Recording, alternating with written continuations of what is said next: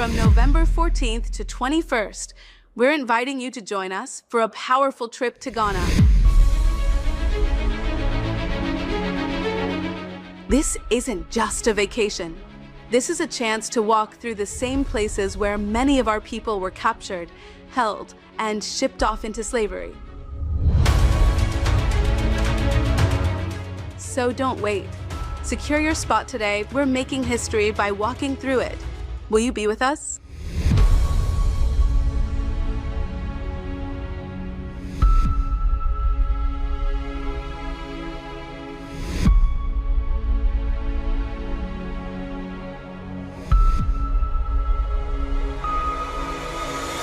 So the folks are starting to discover every day that what they have been doing to black people, they're starting to finally, like my grandfather would say, that they dug a ditch for us to fall in, but now they falling in their own ditch that they dug. You understand what I'm saying?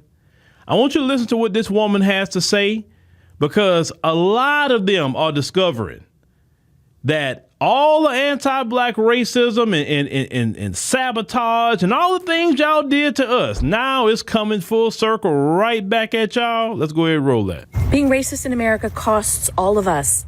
It's very well understood now that no one can afford college because of Ronald Reagan. College in the United States used to be affordable, if not free, until the 1980s and Ronald Reagan. And they realized that a ton of black Americans were starting to go to secondary universities. So they made the cost of going to college astronomical, unaffordable, unapproachable to try to whitewash attendance. Unfortunately, for a lot of lower and middle income white people, that also meant you get caught up in the net. Now no one can afford college because they tried to keep black and brown people out. And it's happening again in 2025. In the big, stupid budget bill that they've come up with, they're cutting Medicare, Medicaid, SNAP benefits, and FEMA. Why? Why are they cutting all of these programs? So that they can build detention centers for ICE. So because you're racist against brown people, and you don't want brown people in this country, they're going to spend billions of dollars on building detention centers, camps, prisons. They're going to use your tax money to pay to fly them out of the country, to pay customs and border agents to round them up. That doesn't happen for free. So they're going to cut FEMA. So the next time you see a hurricane, a tornado, a fire swoop through your town or your neighborhood and destroy everything, and you wonder where FEMA is, it's in jail. Instead of saving each other and your neighbors, you're now paying to incarcerate brown people. They're using our money for hate instead of help. And you're good with this? I don't want to hear that. I don't want to hear nothing you saying right now. All that's falling on deaf ears because you had no problem when it was happening to black people. You or your people had no problem with anything. The only time something is a problem unless it affect you, and it is finally affecting you, and black people all over America don't want to hear it. Because when we told you everything you just said, you didn't care. We talking about the collective of you. I'm not talking about this woman in particular. The collective of them did not care. What did they tell us? Stop being lazy. What else did they tell us? Get off the government. What else did they tell us? Well, if you don't like what's happening here in America, go back to Africa. That's the kind of stuff that we were being told constantly. Go back to Africa. Now, a lot of us go to Africa. Hell, I was just there in April. Enjoyed myself too, right? So I ain't got no problem going to the African continent, Ethiopia in particular. But this is y'all fault. Y'all supported Reagan when he did that. Y'all support every single policy that was harmful. And you forget that you live in this country too. Like it's not going to eventually affect you.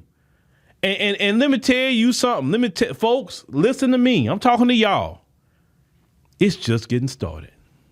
Oh, Trump haven't even been in office not even 1 year. I told you this before, and I'm gonna tell you this again because I just know what I'm talking about. By the time Trump, by the end of his term, y'all are not gonna know this country you're living in anymore. you're not going to know if you're coming or going. You're going to marvel that black people has been so cool, calm, and collect, and it's no big deal to us, at the chaos he will spend, the things he's taken away, the things that he's going to mess up, all the norms, your privilege he's going to mess up. Because, see, one thing that you like, you value is your comfort. And Trump's going to destroy your comfort. I really feel that by the time the end of his term, you're going to understand how it feels to live like us, where you're always on edge. You don't know what's going on. Your health, because of that, is going to start decreasing. You're going to start having rising cases of high blood pressure and diabetes. You're going to start having that. You're going to start having higher rates of obesity. All the things that black people deal with currently because of this system, it's going to fall upon you, and your doctors and your scientists is going to marvel at how all this has fell upon you. But it's going to fall upon you because the weight and the yoke that you all have collectively put on the black man and woman of America is finally going to be put on your neck, and it's not going away. And even if you get a Democrat in office, it's not going to help you. It's not. It don't matter if a Democrat or Republican get in office.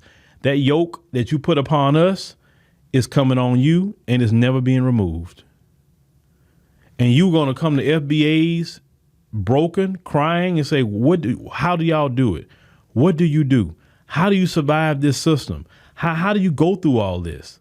I'm losing my job. I'm in debt. I can't survive. They're cutting Section 8. They're doing this. How y'all just celebrating and happy and having a good time and enjoying yourselves? Don't you see everything is going on? Like, no, we don't see nothing. Because y'all have made our lives chaotic from day one. So we're used to it. So it's nothing Trump going to do that's going to be like, oh, my God, that's shocking to black people. What is he going to do that hasn't been done already to black people? We lost jobs. We lost land. Mass incarcerated. We've had drugs dropped off in our community. Well, what more could Trump really do to FBAs that haven't been done? What? We have been killed. We've been beat up. We've been shot. We've had our rights taken away, our rights not being respected. What more that he really can do to like, seriously? That's why you can't use that Trump scare tactic with me or most black people. Like, what is he going to do that haven't been done already? But to y'all, y'all going to see. You're going to see how it really feels to carry that yoke of bondage. And it's not going to be pretty for y'all. It's not going to be pretty. It's not.